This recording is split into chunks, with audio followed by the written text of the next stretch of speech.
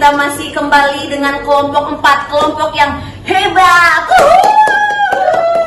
Kembali lagi dengan saya Dida Windari dalam acara Bincang-Bincang Sehat, akan dijelaskan oleh ketuanya. Mari kita sambut Ibu Cintarsi. Ibu, apa kabar Ibu? Alhamdulillah. Assalamualaikum warahmatullahi wabarakatuh. Kami mahasiswa-mahasiswi dari Universitas Al-Ghifari, Fakultas Matematika dan Ilmu Pengetahuan Alam, jurusan Farmasi di Kota Bandung. Video ini dibuat untuk menyelesaikan salah satu tugas kelompok farmakoekonomi dengan dosen pengampu Yulia Wardati, SSI, APTMM.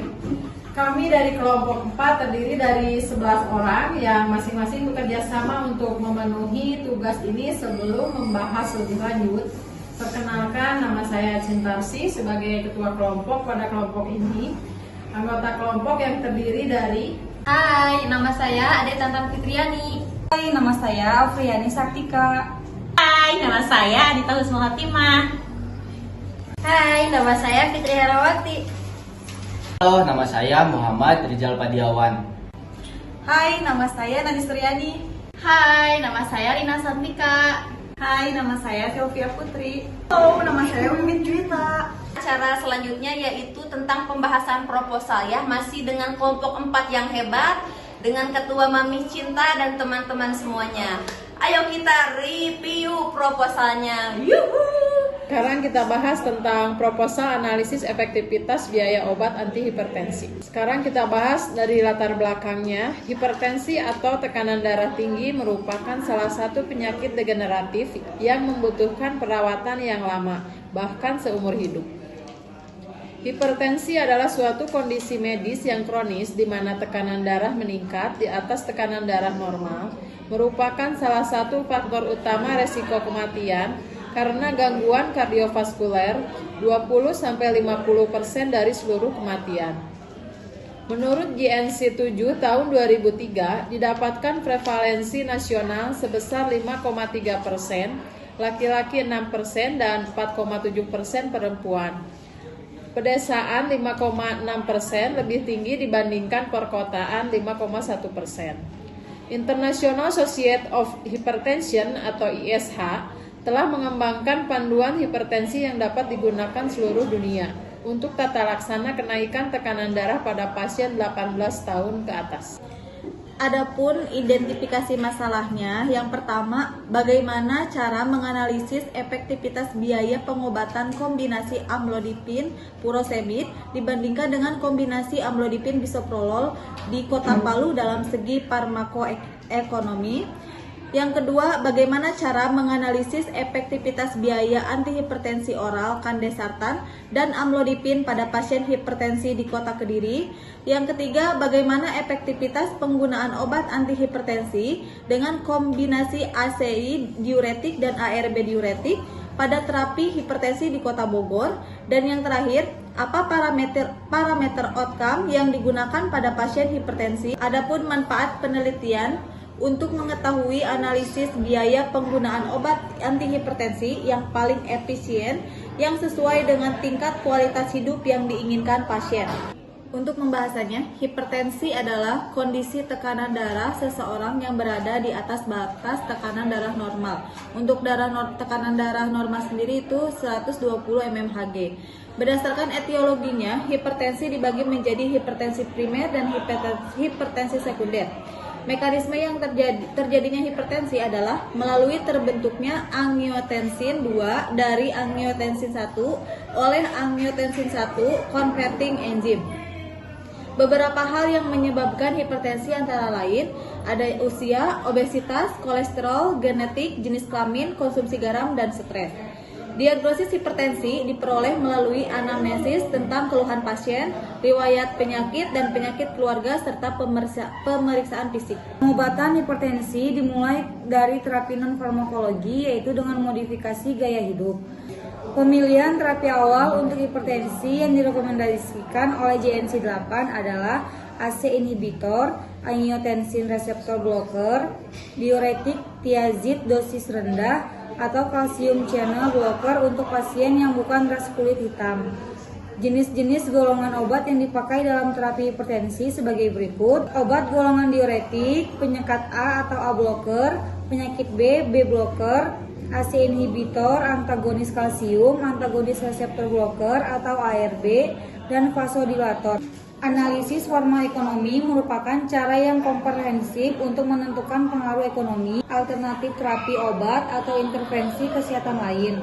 Dalam pandangan ahli farmakonomi, biaya kesehatan melingkupi biaya pelayanan kesehatan, biaya pelayanan lain, dan biaya pasien. Biaya diklasifikasi menjadi 4 kategori, yaitu biaya medik langsung, biaya non-medik langsung, biaya tidak langsung, dan biaya tidak teraba. Metode evaluasi farmakonomi terdiri dari 4 macam, yaitu Cost Minimization Analysis atau CMA, Cost Effectiveness Analysis atau CEA, Cost Utility Analysis atau CUA, dan Cost Benefit Analysis atau CBA. Lalu untuk selanjutnya ada metode penelitian. Nah, dalam bentuk penelitian pada analisis efektivitas biaya pada pengobatan kombinasi amlodipin furosemid dibandingkan dengan kombinasi amlodipin bisoprolol pada pasien hipertensi rawat jalan di Palu menggunakan bentuk penelitian deskriptif. Bentuk penelitian pada analisis efektivitas biaya antihipertensi oral kandesartan dan amlodipin pada pasien hipertensi Kediri menggunakan penelitian non-eksperimental. Penelitian pada cost effectiveness analysis of antihypertensive drug usage by combination of AC diuretic and ARB diuretic on patient hypertension therapy at regional menggunakan desain cohort. Jumlah dan teknik pengambilan sampel, penelitian yang dilakukan di Poliklinik Bagian Penyakit Dalam RSUD Palu, Provinsi Sulawesi Tengah selama kurun waktu 3 bulan dari bulan Agustus sampai bulan Oktober 2014.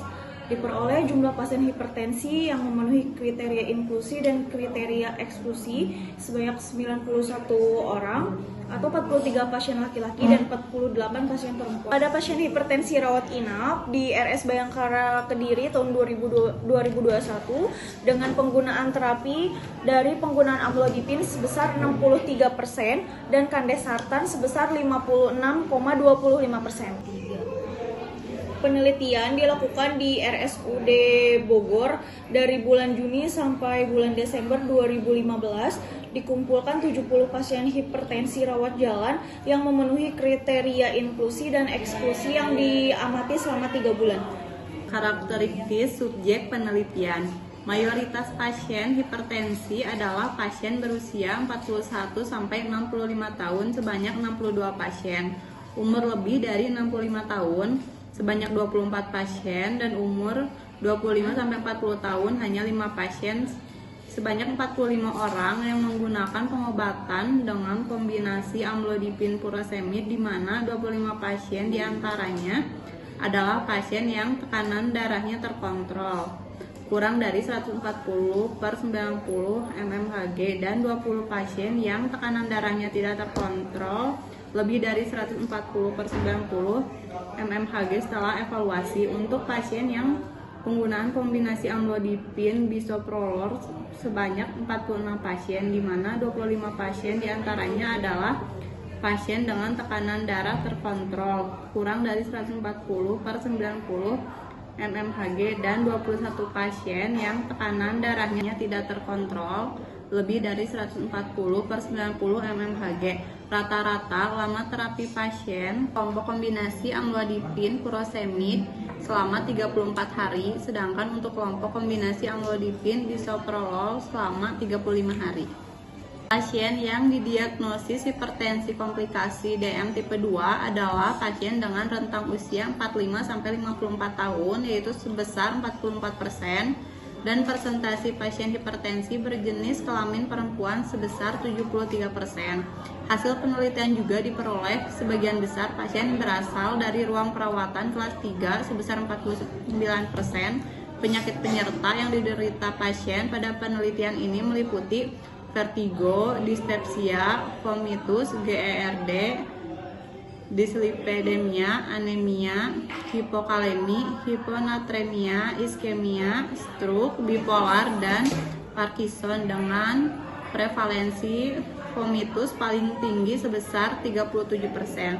Karakteristik pasien hipertensi rawat jalan berdasarkan jenis kelamin, umur, pendidikan, pekerjaan, tekanan darah, penyakit penyerta, penggunaan obat antihipertensi, kombinasi ACE diuretik dan ARB diuretik.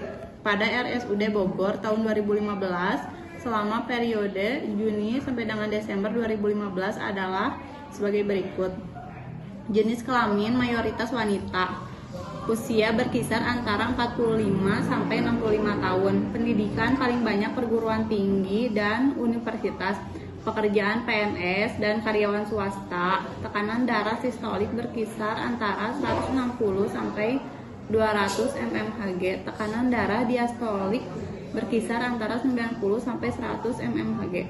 Penyakit penyerta terbanyak dengan diabetes mellitus tipe 2, hiperlipidemia, osteoartritis, disusul dispepsia dan vertigo. Slide selanjutnya yaitu mengenai prospektif dan komponen biaya.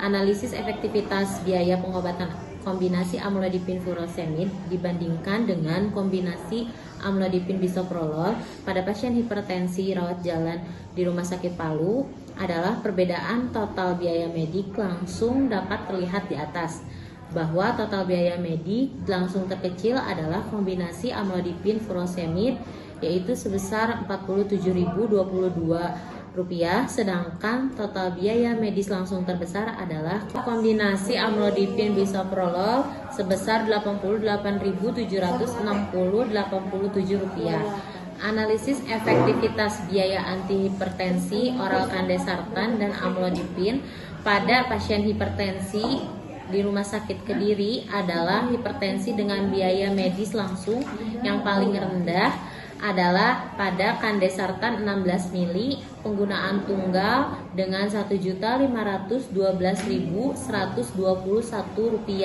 dan yang paling tinggi adalah pada penggunaan amlodipin 5 mili sebesar Rp6.882.544. Amlodipin 10 mili dan kaptorpil 25 mili dengan nilai Rp15.605 dan yang paling tidak cost efektif adalah pada penggunaan kandesartan 8 mili secara tunggal dengan nilai Rp191.522,93. Cost effectiveness analysis antihipertensif combination of ACI diuretik dan ARB diuretik. Hipertension terapi regional adalah pasien yang mendapat pengobatan dengan kombinasi obat antihipertensi ACI diuretik yang biayanya paling banyak dalam komponen biaya langsung adalah biaya pemeriksaan, biaya obat penyakit penyerta, dan biaya obat kombinasi antihipertensi. Pada pasien yang diobati dengan obat antihipertensi kombinasi ARB diuretik yang paling banyak mengeluarkan komponen biaya langsung, juga biaya pemeriksaan dan biaya obat penyerta dan biaya obat kombinasi antihipertensi. Alternatif yang digunakan, analisis efektivitas biaya pengobatan kombinasi amlodipin furosemid dibandingkan dengan kombinasi amlodipin bisoprolol pada pasien hipertensi rawat jalan di Palu adalah uji Wilcoxon atau serta dengan Pirate Sample Test. Analisis biaya antihipertensi oral kondestartan dan amlodipin pada pasien hipertensi di Kediri adalah kelompok terapi amlodipin lebih cost efektif dengan nilai acer sebesar Rp25.135 dibandingkan dengan kelompok terapi kondestartan sebesar Rp27.718,22 pada pasien hipertensi rawat inap di Kediri tahun 2021. Cost effectiveness analysis antihipertensif, combination of ACI diuretik dan ARB diuretik, hipertension hipertensi regional adalah obat antihipertensi kombinasi ACI diuretik unit cost lebih rendah dibandingkan dengan obat kombinasi ARB diuretik. ACER untuk ACI diuretik 837.670. ACER untuk ARB diuretik 1.133.520. Better outcome yang digunakan. Pertama, analisis efektivitas biaya pengobatan kombinasi amlodipin furosemid dibandingkan dengan kombinasi amlodipin bisoprolol pada pasien hipertensi rawat jalan di Palu adalah outcome klinis. Outcome klinis adalah perubahan terukur dalam kesehatan, fungsi, dan kualitas hidup yang dihasilkan dari perawatan. Ada analisis efektivitas biaya antihipertensi oral kandesartan dan amlodipin pada pasien hipertensi Kediri adalah CCB, calcium channel blocker. Untuk amlodipin penggunaannya lebih cost efektif. Ada cost effectiveness analysis of antihypertensive drugs used by combination of ACI diuretic and ARB diuretic in outpatient hypertension therapy in RSUD adalah outcome klinik. Outcome klinis adalah perubahan terukur dalam kesehatan, fungsi, atau kualitas hidup yang dihasilkan dari perawatan. Kombinasi ACI diuretik penggunaannya lebih cost efektif. Oke teman-teman BBS semuanya, kita telah ada di ujung acara ini ya. Sekian dan terima kasih. Semoga review tentang proposal analisis efektivitas biaya ini dapat ditonton dan dapat dipelajari oleh sahabat BBS semuanya. Jangan lupa saksikan